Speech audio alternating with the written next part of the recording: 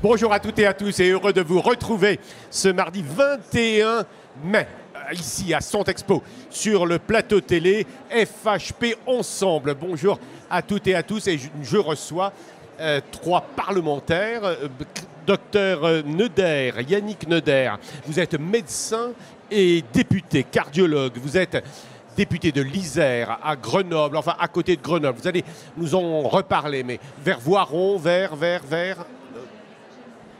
Non, bien cardiologue à Grenoble. Oui, non, vous êtes cardiologue à Grenoble, ça je sais, non, mais député de votre circonscription. Député de la 7e circonscription. De la 7e circonscription de l'Isère. Jean-Carl Grelier, vous n'êtes pas médecin, vous êtes un avocat, mais vous êtes un passionné des questions de santé, c'est vrai? C'est exact, oui. Oui, absolument. Et mais est-on obligé d'être médecin pour parler de santé? Certainement pas, vous allez nous le prouver. Jean-Carl Grelier, vous êtes député de la Sarthe, donc c'est Le Mans. C'est Le Mans et le grand quart nord-est du département de la Sarthe. Christophe Négelen, vous n'êtes pas médecin non plus? Non plus, non. Non, mais vous êtes en revanche bien député et vous êtes député des Vosges. Exactement. Et dans une ville, une jolie petite ville qui s'appelle Remiremont, c'est ça? Entre autres, exactement. Qui est le chef-lieu de la circonscription. Parlez-nous de Remiremont. Justement, sur lesquels il y a un très bel hôpital, sur lesquels il faut impérativement parler positivement. C'est important. Oui, vous allez en reparler. Vous aimez beaucoup la boxe aussi, il paraît? Il paraît, oui, un petit peu, oui. Hein, vous êtes sportif pour un cardiologue? Oui. Yannick Neuder? Je fais beaucoup de courses à pied. D'accord. Je fais des triathlons. Oui, chacun en fonction, évidemment, à Grenoble, on peut faire de la course à pied. En fait, je ne vous ai pas réunis, nous ne vous avons pas réunis pour parler uniquement de vos activités sportives, mais en revanche de parler et de bien comprendre en réalité la réalité justement de vos circonscriptions, parce que vous êtes des parlementaires ancrés, ce qui est normal, dans votre territoire, et les uns et les autres ont une expérience de la santé dans le territoire. Je vais peut-être commencer par vous. Dans la Sarthe, je vous avais déjà reçu, Jean-Carl Grelier, et vous m'avez dit qu'effectivement, vous vous étiez intéressé comme avocat à ce sujet, parce que c'était un sujet, à l'époque, vous avez dit, émergent. Est-ce qu'il est encore émergent? Alors je m'y suis intéressé parce que j'ai été maire et que comme tous les maires de France ou à peu près, j'ai été confronté au problème de démographie médicale et j'ai mesuré à l'occasion de mes rencontres avec la population qui n'avait plus de médecins sur le territoire, combien la santé était un sujet majeur de préoccupation pour nos concitoyens et combien ce devrait être la première des politiques publiques parce que c'est la seule politique publique qui s'intéresse à part égale à tous les Français de la néonatalité jusqu'à la fin de vie. La santé, ce devrait être la politique qui intéresse tous les chapeaux à plumes de la politique quand on compose un gouvernement et il ne vous a pas échappé que c'était rarement le cas. La première, vous voulez dire avant l'armée, avant l'éducation nationale, avant la formation? Une fois encore, c'est, je crois, ce qui touche à ce que nous avons de plus cher et de plus intime, notre santé, celle de nos enfants, celle de nos parents âgés. Et aujourd'hui, les conditions d'accès à la santé des Françaises et des Français sont devenues tellement compliquées que c'est un problème qui doit être un problème politique majeur, qui doit être regardé comme un problème politique majeur avec une vision politique. Et cette vision politique, elle est par nature pluriannuelle, faute de quoi il n'y a pas de vision entre le 1er janvier et le 31 décembre. Oui, vous cherchez à me faire rentrer déjà dans les détails. Nous allons voir tout cela. Votre ville, c'est quelle ville? C'est La Ferté-Bernard, 10 000 habitants à 150 km à l'ouest de Paris. Une ville typiquement française au regard de ces questions de santé, à votre avis? Typiquement française, 14 médecins généralistes il y a 20 ans, il en reste 5 aujourd'hui, dont 4 ont plus de 73 ans. Et puisque nous sommes ici dans le monde de l'hôpital, avec un hôpital public dont on a, au nom de la sécurité, fermé la maternité il y a quelques années. Il n'y a jamais eu tant d'accouchements dans le salon des Fertoises et des Fertois ou dans le véhicule des sapeurs-pompiers qui fait 50 km pour aller jusqu'au Mans. Et puis un hôpital qui a vu son service des urgences fermé tout l'été dernier, faute de présence de médecins urgentistes. Et là aussi, nous sommes à 50 km du SAMU le plus proche. Donc pour être malade dans ma petite ville proche de Paris, il faut être en bonne santé. Et sinon, les évacuations, les urgences, si elles ne se font pas à La Ferté-Bernard, elles se font au Mans. Combien de kilomètres? 50 km, 45 minutes de route. Votre situation, décrivez-la nous, c'est intéressant. Bah, je crois que nos situations vont être globalement identiques puisque c'est des chiffres du ministère. 87% du territoire national rencontre les problèmes que mon collègue tout à l'heure va évoquer. Donc je crois que globalement, on a un vrai problème. Les problèmes de santé, alors au-delà du fait que je partage que c'est la principale préoccupation des Français avec les questions de sécurité et les questions de pouvoir d'achat. Et je crois que le problème, c'est qu'en fait, on a un problème, on a perdu le contrôle de notre outil de formation de nos professionnels de santé. Et actuellement, on forme le même nombre de professionnels de santé qu'en 1970. Et ça n'a échappé à personne, que nous sommes 15 millions de Français en plus, que les patients sont plutôt âgés, plutôt pathologiques, polypathologiques. Et surtout, c'est que le rapport au travail de nos jeunes professionnels a complètement changé.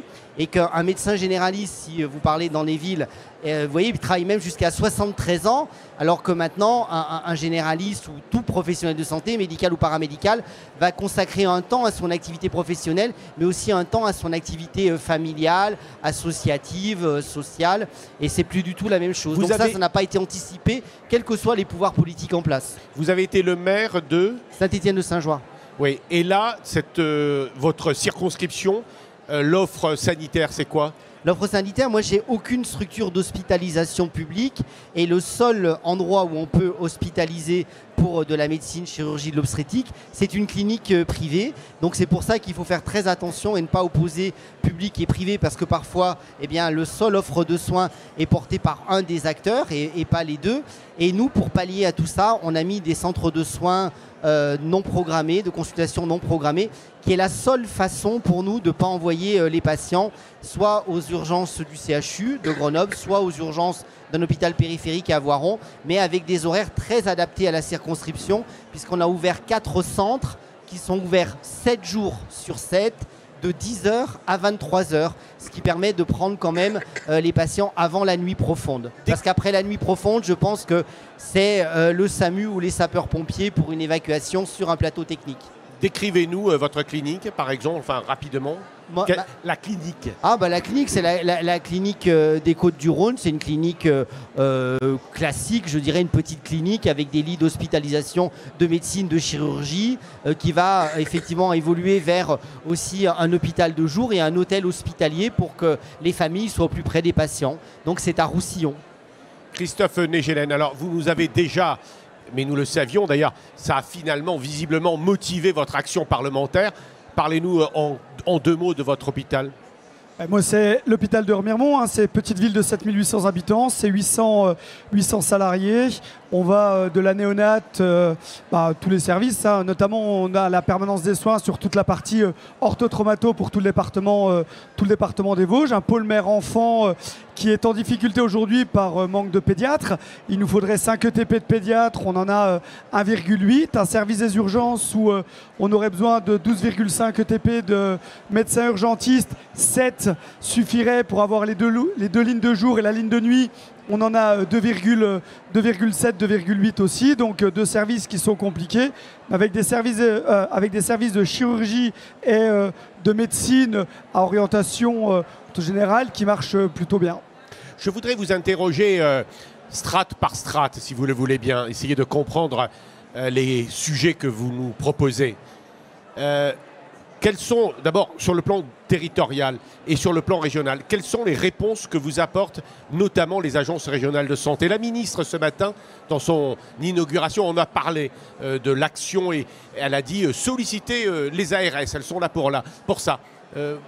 Première réaction, vos propres relations avec l'administration locale, loco-régionale? Alors, les relations sont bonnes.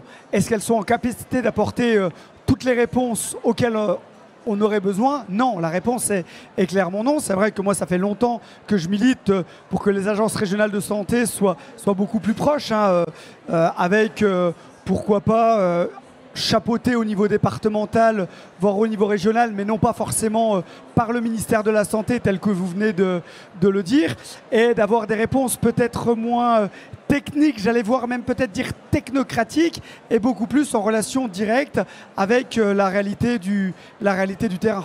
Quels sont, par exemple, vous, en tant que parlementaire, mais avec les collectivités locales, territoriales, etc. Quelles sont les initiatives que vous pouvez prendre que vous prenez et que vous pouvez prendre? Mais il y en a énormément. Je veux dire, le fait de pouvoir, d'avoir un montant pour réinvestir pour un EHPAD, là, c'est ce qu'on est en train de faire sur le Thieu, donc à 20 km de l'hôpital de Remiremont dont on parlait. C'est le maintien de services, c'est le déclenchement de plans et surtout la possibilité de pouvoir réfléchir au niveau départemental quand il y a un manquement dans un des hôpitaux du département. Là, pour le coup, le rôle assez centralisateur de l'ARS peut aider. Mais encore une fois, je pense qu'il faudrait qu'on soit un peu moins dans uniquement de l'administratif, un peu plus dans le concret, mais avec une réalité qui est qu'ils ne peuvent pas, les ARS ne peuvent pas avoir toutes les réponses parce qu'on constate un manque flagrant de professionnels, peu importe l'endroit où on habite en France. Et ça, ils n'ont pas de baguette magique pour nous sortir des médecins. Sur le plan financier, vous aviez évoqué les difficultés de l'hôpital de Remiremont. Rappelez-nous. Non, je n'ai pas évoqué de problèmes financiers. J'ai évoqué des problèmes humains. Demain, j'ai 10 médecins qui se présentent devant l'hôpital de Remiremont. On est en capacité de les embaucher les 10. Donc, ce n'est pas uniquement un problème financier, c'est avant tout un problème humain. Quelle est la grande ville qui est la ville relais de Remiremont? L'hôpital de référence, non. Il y a un hôpital de référence départemental, du GHT 8, qui est l'hôpital d'Épinal. Et après, c'est le CHU de Nancy. Alors, nous vous avons également réunis tous les trois parce que, au-delà donc du local, il y a aussi, vous êtes des parlementaires, donc vous faites la loi du pays. Et donc le titre de notre petite table ronde, c'est « Le système de santé est-il vraiment au bord du gouffre ?» Point d'interrogation. En fait, on a repris le titre d'une tribune, Yannick Neuder, que vous avez signé avec d'autres parlementaires je ne sais pas si c'est de l'opposition, de la majorité, enfin de votre majorité républicaine essentiellement. Je crois qu'effectivement, on est au bord du gouffre dans plusieurs domaines. Il n'y a pas un secteur en santé qui va bien, que ce soit la ville, que ce soit l'hôpital, que ce soit le médico-social. On a encore vu les chiffres très alarmistes qui montrent que 85% des EHPAD sont déficitaires. Et je crois que ce n'est pas en opposant les professionnels de santé, les médicaux aux paramédicaux, le public au privé qu'on va améliorer les choses. Je pense qu'on est en attente de deux chocs importants. C'est un choc démographique, il faut former davantage de médecins. Donc il faut faire la suppression du numerus apertus. Je croyais que ça avait été fait. Non, ça a été un peu modifié en 2019. Mais malheureusement, les effets ne sont pas au rendez-vous. On est en train de l'évaluer, la loi, avec Jean-Carl Grolier. Mais on sait très bien, les chiffres, on les a et on sait bien que ça ne tient pas à l'objectif qui est le nôtre. Donc il faut former plus en médecine, en paramédical. Et puis il faut aussi être attractif ensuite dans les conditions d'exercice. On est en pleine phase de négociation tarifaire pour le secteur public-privé et sur la médecine libérale. Et je pense que ce n'est pas tout de former des professionnels. Encore faut-il qu'ils puissent exercer dans de bonnes conditions tarifaires. Et je pense que la santé n'a pas de prix, mais elle a un coût. Et je crois que ça, c'est aussi important. Moi, je ne me résous pas quand on voit des jeunes médecins vouloir déplaquer après plus de 10 ans d'études. C'est qu'on a dû rater quelque chose, ou quand on voit que 8 médecins sur 10 ne s'installe pas, c'est qu'on a dû quand même rater quelque chose. Donc je pense que c'est ces mesures d'attractivité qu'il faut travailler. Puis le troisième point, c'est quand même de ne pas se satisfaire que plus de 50% de nos étudiants en santé dans certains secteurs, je vais prendre les chirurgiens dentistes, ont été formés à l'étranger. Qu'est-ce qu'on a fait pour abîmer à ce point-là notre outil de formation pour qu'on ait 70% des kinés qui partent à l'étranger, 50% des chirurgiens dentistes, la Roumanie, la Belgique, l'Espagne ouvrent des formations en français. Donc maintenant, on ne peut plus dire qu'on ne saura pas. Vous avez tous lu l'excellent article dans le journal du quotidien du médecin, le 4 pages qui part suite de ma proposition de loi qui avait été votée en décembre pour jeter le voile sur ce sujet. On a vraiment une fuite à l'étranger parce que d'une part, notre système est beaucoup trop restrictif et par ailleurs, on ne sait pas construire les passerelles pour faire revenir nos étudiants et on est en train de perdre la partie au niveau européen puisqu'actuellement, la Suisse et l'Allemagne sont en train de mettre des plans très compétitifs pour faire revenir les étudiants, même les étudiants qui avaient pu signer des contrats d'engagement avec des collectivités locales. L'association des maires ruraux a fait ça. On a certaines villes, certains lands en Allemagne qui rachètent 3 fois les contrats. Donc il faut que l'État se saisisse de ce problème et qu'on puisse accueillir nos étudiants qui sont partis pour leurs études de santé à l'étranger pour qu'ils puissent venir leur dernier cycle d'études en France pour après s'installer et exercer en France. Vous ne pouvez quand même pas nier, je ne sais pas si vous le faites, mais qu'il y a eu une remontée assez forte quand même du nombre d'étudiants. Oui, du temps où vous avez fait médecine, il devait y en avoir 4 000 ou 5 000 en PCEM, 3 500. 3 500. Oui, moi c'était un peu plus. Moi c'était 3 500. Bon, donc et après 8 000. Et puis aujourd'hui, M. Attal a annoncé 18 000. Mais bien sûr, mais le problème, c'est que, bien entendu, que si on compare par rapport à 91, vous pouvez mettre 100% d'augmentation, mais on se fiche des pourcentages. C'est qu'actuellement, avec ce qu'on produit actuellement, est-ce qu'on couvre les départs en retraite? Est-ce que vous avez fait le calcul? Moi, je l'ai fait. On ne couvre pas les départs en retraite. Il faut 2,4 médecins pour remplacer un généraliste. Mais alors, donc pour l'instant, on ne compense pas les départs en retraite. Quel serait le nombre de là, là, moi je pense qu'il faut au minimum doubler le nombre de médecins. Doubler par rapport en deuxième. à quoi? Il faut à peu près le 10 000 habituel. Il faut être largement au-delà des 20 000 parce que vous ne prenez pas en compte le départ en retraite et on ne prend pas non plus surtout l'adaptation au travail. 18 000. Pour l'instant, il a proposé 16 000 et on n'a pas dit quand et on n'a pas dit à partir de quand, puisque dans son discours de politique générale, il a cité ma proposition de loi, mais pour l'instant, on n'a pas de modalité d'application. Je crois qu'il a même cité dans son discours... Oui. Dans son discours introductif, le député Neuder, qui n'était pas tout à fait de sa majorité. Mais moi, ce n'est pas un problème. Je pense que ce sujet n'a pas de majorité ou d'opposition politique. Il faut être factuel et efficient. Donc, tout pouvoir politique, quel qu'il soit, avec toute majorité, quelle qu'elle soit, et l'Assemblée nationale dans son ensemble, doit se mettre au diapason pour pouvoir avancer sur ce sujet. Mais pour l'instant, nous n'avons pas le choc démographique et le nombre de places que nous souhaitons. Enfin, on imagine quand même que, également, former beaucoup d'étudiants, c'est également mettre un appareil de formation adéquat et mettre beaucoup de moyens. Mais je pense qu'il faut être logique. Soit on considère que c'est une priorité nationale et soit on considère que les déserts médicaux sont une priorité nationale. Il y a des restrictions budgétaires, certes, mais c'est un choix aussi... Il faut beaucoup de cardiologues. Je parle devant Simon Catan qui nous regarde. Je pense qu'il faut des cardiologues. Je pense qu'il faut des cardiologues comme il faut d'autres spécialités ou comme des neurologues ou autres. Je pense que ça dépend. Globalement, ce qu'on constate, c'est que depuis 2 à 3 ans, le délai moyen a doublé pour un rendez-vous chez un spécialiste, et ça partout en France, quelle que soit la spécialité. Donc je crois qu'il manque de tout, et particulièrement aussi de santé publique, de médecine du travail, de psychiatres, de gériatres, et on pourrait dire aussi de médecins en soins palliatifs, puisque actuellement, il faut qu'on soit aussi vigilant de ne pas faire un saut législatif pour ne pas avoir... on ne fait pas le débat sur la fin de vie, on n'a pas le temps. Alors que c'est un secteur aussi qu'il y a beaucoup besoin de soins palliatifs. IPA, infirmiers, etc., c'est quand même une solution. Délégation de tâches aussi. Je pense qu'il n'y a pas la solution. Moi, j'en ai formé beaucoup des IPA quand j'étais en exercice à temps plein. Donc je pense que former des paramédicaux pour faire face à une file active importante, notamment comme les maladies chroniques, ça pose pas tellement de problèmes.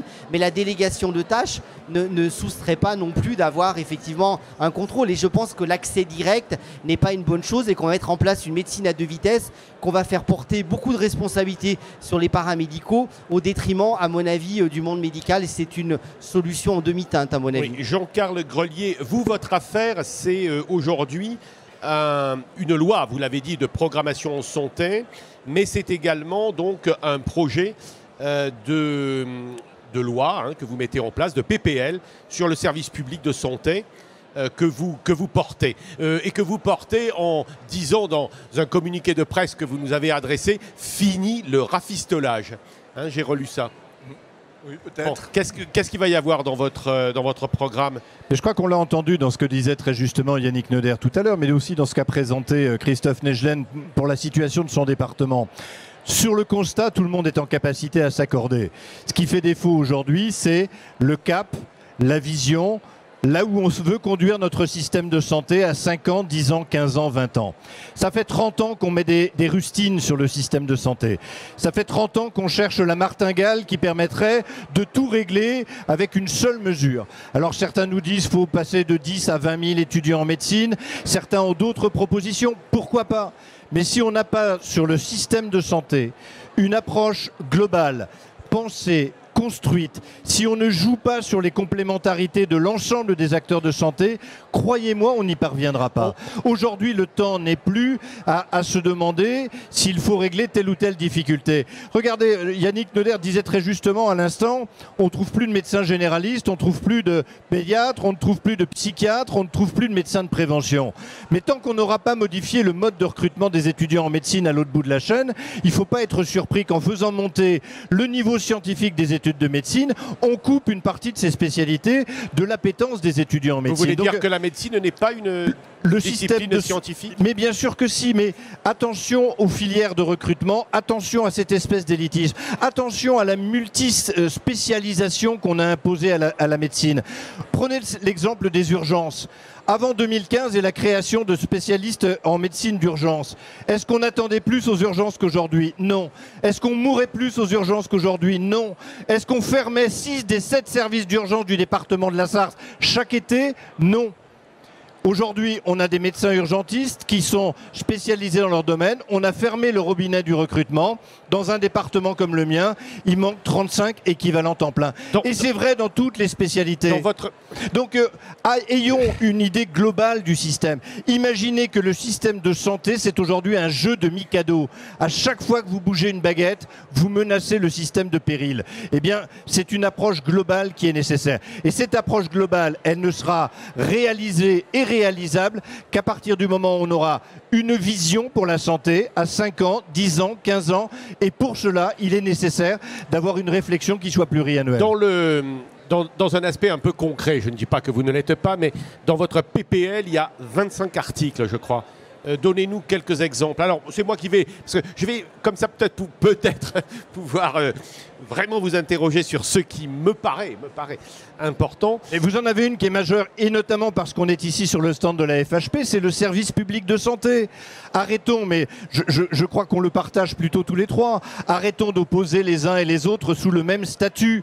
Moi, je rêve demain d'un service public de santé où chacun puisse venir avec ce qu'il est, avec son statut, avec ses qualités, avec ses compétences, et que de tout cela, l'État regarde et traite avec un regard équivalent.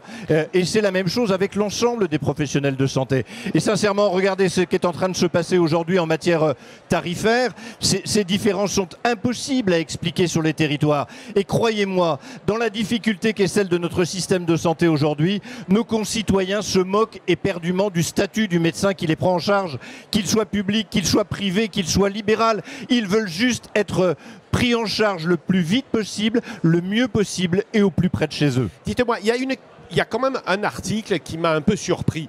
Et alors, je pense que Anne-Marie Armand-Terrasse, qui est avec nous, mais elle ne nous écoute pas, à mon avis, devrait nous écouter. La création d'un conseil stratégique en santé dirigé par le président de la République. Est-ce à dire que le président de la République doit s'occuper encore, en plus de cela, alors qu'on lui reproche de s'occuper de beaucoup de choses, ou alors il ne fait rien? Enfin, qu'est-ce qui vous a pris de demander au président de la République d'intervenir directement? Une fois encore, vous ne pouvez pas, si vous considérez que la santé des Français est un sujet prioritaire, que c'est par nature un projet politique qui doit être porté au plus haut niveau, eh bien, le président de la République doit s'investir dans ce sujet. Il y a eu cette idée dans Ma Santé 2022, portée en son temps par Agnès Buzyn, où le président de la République avait, depuis la salle des fêtes de l'Élysée, fixé quelques grandes orientations. C'est peut-être la dernière fois sur les 20 dernières années où on a vu les choses bouger. Quelle était l'action des présidents de la République qui ont précédé en matière de santé? Arrêtons de réduire la santé des Françaises et des Français à sa dimension technique ou à sa dimension comptable. La santé des Françaises et des Français est un enjeu qui nous concerne tous. Sur le plan, monsieur le député, sur le plan technique, la réintégration de la santé dans le budget de l'État, je ne comprends pas très bien. Parce que l'ONDAM, etc., enfin, le budget de la sécurité sociale dans l'État, comment on fait? L'explication, elle est très simple. Avant 1996, la santé était dans le budget de l'État. Et quand on avait besoin de dégager des marges de manœuvre, on faisait ce qu'on a été capable de faire pour la justice ou pour l'éducation nationale. On allait solliciter la solidarité des autres politiques publiques pour alimenter le budget de la santé. Eh bien, aujourd'hui, la santé est enfermée dans la loi de financement de la sécurité sociale. Nous n'avons plus aucune marge de manœuvre parce que nous n'avons pas d'autres sources. Je vous rappelle qu'aujourd'hui, les cotisations sociales et l'impôt via la CSG ne représentent plus que 48% des recettes de la sécurité sociale. C'est dire si on est dans un système qui est d'une très grande fragilité et si à un moment donné, on ne se redonne pas une bouffée d'air, ne serait-ce que pour 3 ans, 4 ans ou 5 ans, on fera... Où est l'étatisation quand aujourd'hui 85% des dépenses de santé sont financées par l'impôt? Où est l'étatisation? Je vais interroger le député des Vosges, mais dernière question. Oui. La refonte des agences sanitaires, vous voulez dire quoi? Les agences sanitaires, haute autorité de santé, ANAP, etc. Ou alors les agences régionales de santé? Eh bien là encore, si vous considérez que la santé est un sujet par nature politique, comment pouvez-vous m'expliquer que le ministre de la Santé est aujourd'hui à ses côtés 45 agences qui, dans la plupart des cas, ont le statut d'autorité administrative indépendante, qui échappent complètement et à son autorité et à son bon vouloir. Si l'on considère que la santé des Français est un projet politique qui doit être porté politiquement par le ministre de la Santé, il faut qu'à un moment donné, on éclaircisse le paysage de toutes ces agences. Regardez ce qui s'est passé il n'y a pas très longtemps avec le blé et la NSM. La NSM prend une décision, le ministre de l'Agriculture est contre et c'est la NSM qui gagne. Eh bien moi, je ne veux plus d'un État qui s'organise de cette manière-là, notamment dans le secteur de la santé des Français. Alors c'est bien écrit, mais enfin c'est quand même fort. Hein. Un débat, vous demandez un débat sur l'état déliquescent d'un système en crise. Waouh! Est-ce qu'il vous a semblé que la santé des Français se portait bien? C'est moi qui pose les questions, vous faites les réponses. Mais c'est mon côté jésuite. Non, mais je croyais que vous étiez dans la question. majorité présidentielle. Mais je suis dans la majorité présidentielle. Est-ce que ça fait de moi un être décérébré? Et est-ce que ça fait de moi quelqu'un qui peut ne pas avoir un regard critique sur les choses? Ne comptez pas sur moi pour jouer les laudateurs quand il n'y a pas lieu. Alors, qu'est-ce que vous avez voulu faire, monsieur Négelen? Vous faites un rapport sur l'état de l'hôpital public. Et là aussi, vous dites des mots forts, fermeture de lits, absence de fuite de personnel soignant, et j'en passe, et des meilleurs, etc., etc. Vous aussi, d'ailleurs, vous pointez une forme de déliquescence. Mais qu'est-ce que vous voulez faire dans votre rapport? Mais moi, je ne suis pas dans la majorité présidentielle. Merci, Jean-Claude.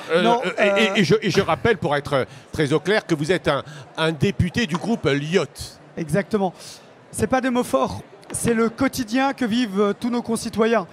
Quand vous parliez tout à l'heure, juste pour remettre un peu l'église au milieu du village, quand il y avait 4000 médecins diplômés dans les années 2000 à peu près, il y en avait à peu près 7000 dans les années 2010, 12 000 c'est comme à l'Assemblée nationale, personne...